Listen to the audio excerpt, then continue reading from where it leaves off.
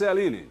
Perfeitamente, Ricardo. Olha, sobe para 773 o número de casos confirmados aqui em Sergipe, infelizmente 17 mortes. Ontem a gente falou que tinham 4 mortes aí que estavam em investigação, eram 14, tinha 4 em investigação, então as 3 foram confirmadas. Uma de uma idosa aqui de Aracaju, outra de Nossa Senhora do Socorro e um homem de 53 anos lá do município de Umbaúba, todos com doenças já pré-existentes. A gente vai acompanhar agora um panorama dos municípios, né? Município a município aqui em nosso estado. A doença já está presente aí em 43 municípios sergipanos. Aracaju aparece ali na frente com 503 casos. Logo depois, Nossa Senhora do Socorro, 52. Estância subiu também para 37. Itabaiana permanece com 29. Barra dos Coqueiros, 21 casos. São Cristóvão, 16. Itabaianinha e Lagarto, com 13 casos, Nossa Senhora da Glória, 9, Porto da Folha, com 7 casos, lembrando que teve um óbito lá no município de Porto da Folha,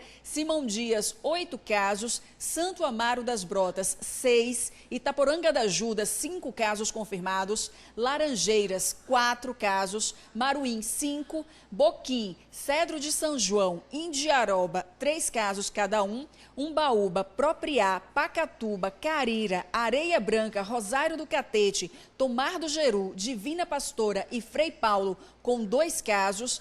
E os demais, aliás, de Tobias Barreto com 2 casos também. E aí vem Santa Luzia do Itaí, Capela, Canidé do São Francisco, Ribeirópolis, Cristinápolis, Japoatã, Arauá, Aquidabã, Campo do Brito, Macambira, Muribeca, Salgado, Malhador, Malhada dos Bois e Pinhão, com um caso registrado. Pinhão entrou para a lista ontem, né? Teve o primeiro caso confirmado lá no município de Pinhão. E a gente tem, Ricardo, uma fala do prefeito de Porto da Folha, o Miguel de Loureiro, falando sobre as ações que estão sendo realizadas lá no município. O município de Porto da Folha decretou aí toque de recolher, né, a partir de um determinado horário da noite. Vamos ouvir o que diz o prefeito. Estamos fazendo um novo decreto, o toque de recolher a partir das 21 horas, a suspensão de energia nas praças públicas do nosso município, o uso obrigatório de máscaras em todo o território de Porto da Folha e a barreira também nas entradas e saídas do nosso município.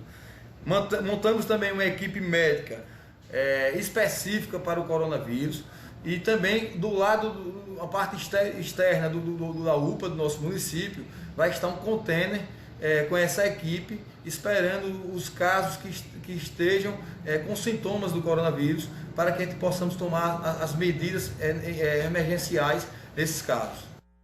Viu o prefeito de Porto da Folha, Miguel de Loureiro, e a gente tem também uma informação lá do município de Umbaúba, porque das mortes que eu falei aqui, foram 17 mortes até o momento, 3 confirmadas ontem, uma delas foi lá no município de Umbaúba, de um homem de 53 anos, e ainda, Ricardo, tem outras 5 mortes que estão sendo investigadas. É bom falar também que essas 3 mortes que foram confirmadas ontem, elas ocorreram todas no final de semana, entre o dia 1º, né, sexta-feira, e o sábado, dia 2. 2 idosas, como eu falei, uma daqui de Aracaju e outra de Nossa Senhora do Socorro, e também um homem de 53 anos lá do município de Umbaúba. A gente tem, inclusive, um vídeo enviado pelo secretário do município, Carlos Alexandre. Vamos acompanhar o que ele diz.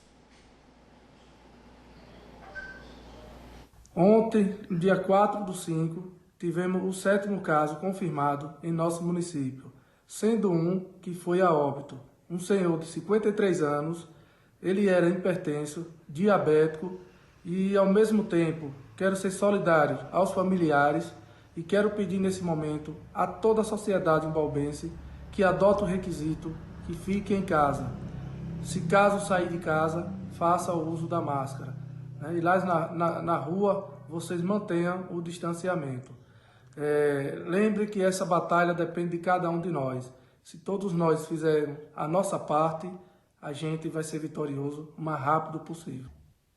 Perfeitamente, secretário. Fique em casa, quem puder, use a máscara quando sair, porque eu protejo você e você me protege quando todo mundo usa a máscara. Olha só, Ricardo, é importante a gente dizer aqui também que dos 772 casos, mais de 600, para ser exata, 638 pessoas estão em isolamento domiciliar. Internados, o número de internados é 63, sendo que 21 pessoas estão internadas em UTI e 42 estão em enfermaria. E a gente tem informação também, Ricardo, a gente estava na expectativa do resultado do teste do secretário da Saúde, o Valberto Oliveira. A gente teve a confirmação de casos na Assembleia Legislativa, do presidente, do irmão do presidente lá da Assembleia Legislativa e de alguns servidores, ao todo 6 casos. E aí surgiu a dúvida, porque o secretário que a gente vê na tela agora, o Valberto Oliveira, ele participou presencialmente de uma das sessões remotas que a LES está realizando. Ele participou na semana passada, então surgiu a dúvida, né? Será que ele também está com o coronavírus? O deputado Zezinho Sobral também confirmou, ele também participava dessas sessões presencialmente, da sessão remota, mas algumas pessoas, como esses que eu citei, estavam de forma presencial lá na Alese. E aí ele fez o teste e hoje saiu o resultado dando negativo. Então, o secretário Valberto, ele testou negativo para o coronavírus. Essa é a informação que a gente tem. E mais dados também importantes que a gente não pode deixar de trazer aqui, Ricardo, é do número de testes realizados. Até o momento foram realizados 3.284 testes aqui em Aracaju e desses aí 2.512, assim como o secretário, deu negativo. Então são mais de 2.512 testes negativos e 50 pessoas curadas até o momento. A gente sempre fala de Aracaju, que é onde está a maior concentração de casos confirmados. Eu vou chamar uma tela agora para a gente acompanhar nos bairros aqui da capital como está a situação. A gente pode ver agora ali, ó. Eu vou destacar alguns bairros.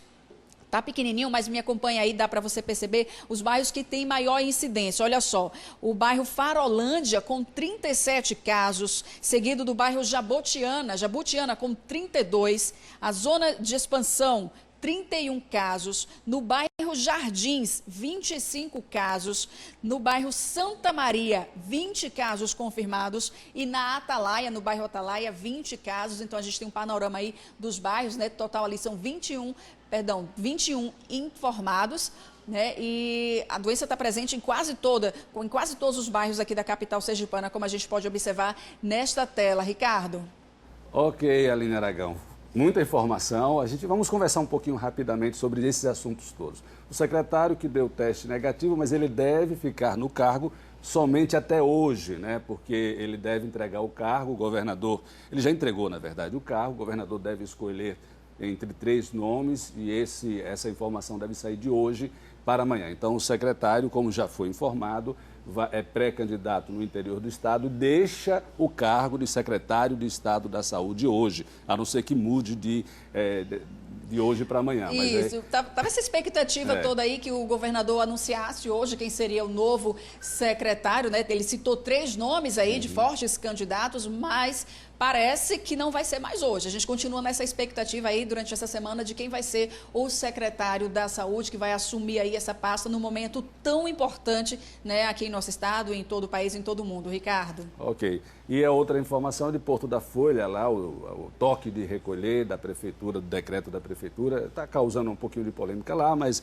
é importante a partir de 9 da noite até 4 da manhã, mas não é para todo mundo, tem os serviços essenciais, os vigilantes, as pessoas que precisam sair, podem sair. O que chama a atenção, o que nos deixa preocupados, é algumas localidades que estão desligando as luzes. Eu ouvi falar isso. Isso preocupa, porque aí a marginalidade, daqui a pouco o Barreira vai poder falar sobre isso, se aproveita. Então tem que colocar mais policial na rua também.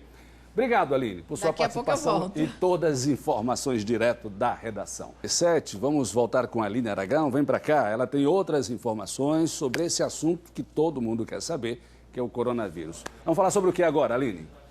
Vamos falar sobre os recursos, Ricardo, que o Estado e os municípios vão receber através do Programa Federativo de Enfrentamento ao Coronavírus. O programa foi aprovado, o o Projeto de Lei Complementar número 19 de 2020, ele foi aprovado no último sábado pelo Senado, deve passar pela Câmara dos Deputados e logo depois seguir para a sanção do presidente. Porém, o presidente da Câmara dos Deputados já adiantou que não deve alterar nada do texto, então ele deve passar da forma que está, o que deve agilizar o processo com a liberação dos recursos. A gente tem aí, é o projeto de lei complementar número 39, tá? Eu falei 19. A gente tem aí, o valor destinado ao estado de Sergipe. Para Sergipe são destinados ali 400 milhões.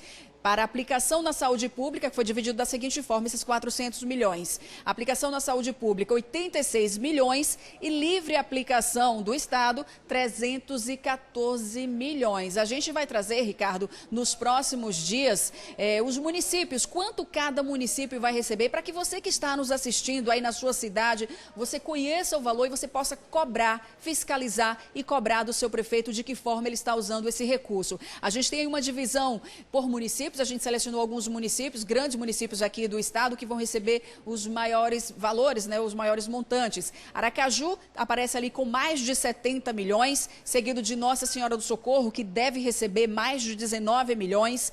Para o município de Lagarto, serão destinados mais de 11 milhões. Itabaiana, mais de 10 milhões. O município de São Cristóvão deve receber ali mais de 9 milhões. Estância, mais de 7 milhões. E Tobias Barreto, um pouco mais de 5 milhões de reais. Lembrando, esses recursos deverão ser utilizados no enfrentamento ao coronavírus. Os prefeitos estão na expectativa aí para receber esses recursos, como eu falei, ainda deve ser aprovado, deve passar pela Câmara, depois pelo presidente, mas a expectativa é que logo depois do dia 15, esse recurso já comece a ser liberado e chegue ao Estado e também aos municípios. E mais, viu, Ricardo? Além desse montante aí, os municípios ainda serão beneficiados com suspensão e com a renegociação de dívidas com a União e com bancos, por exemplo, além também de suspensão de dívidas com a Previdência. Essas são as informações, então, que traz aí esse projeto. Como eu disse, os municípios estão todos na expectativa e é importante para você que mora nas cidades sergipanas que acompanhe, que fiscalize e que cobre do seu prefeito a forma como ele está usando esse recurso. Ricardo? É muito dinheiro que vem para o governo do estado e vem para os municípios sergipanos. E o que a Aline Aragão disse é muito importante, gente. A TV Atalaia está fazendo, está fiscalizando, está olhando tudo, o dinheiro quando chegar. Então você também aí, fique atento. Não é desconfiando de ninguém, não. Não existe desconfiança. É apenas porque é muito dinheiro e o dinheiro tem que ser bem aplicado no combate ao coronavírus. Certo, Aline? Certíssimo, é dinheiro público, sim, a gente deve acompanhar de que forma ele está sendo gasto, como você disse, é muito dinheiro, então todo mundo tem que estar de olho, todo mundo tem que fiscalizar, cada um fazer a sua parte e saber realmente se ele está sendo gasto como deve ser, que aí no enfrentamento, é para isso que ele está vindo, né, para o enfrentamento a essa doença aí que tem ameaçado, tem trazido tantos transtornos aqui para nosso estado, para o país e para o mundo inteiro, Ricardo. E olha só, como eu disse, a gente vai trazer aí todos os dias os números de alguns municípios, hoje eu trouxe ali uma relação de 5, a gente vai continuar trazendo outros municípios e sempre que possível vamos trazer também a fala do prefeito, ele dizendo de que o que ele está fazendo no município e de que forma ele pretende gastar esse dinheiro. Obrigado, Aline. E isso tem que estar também no portal Transparência do Governo do Estado e das Prefeituras. Valeu, Aline. Obrigado pela sua informação. Tudo com transparência, porque eu acredito que quando esse dinheiro todo chegar, essa pandemia vai embora.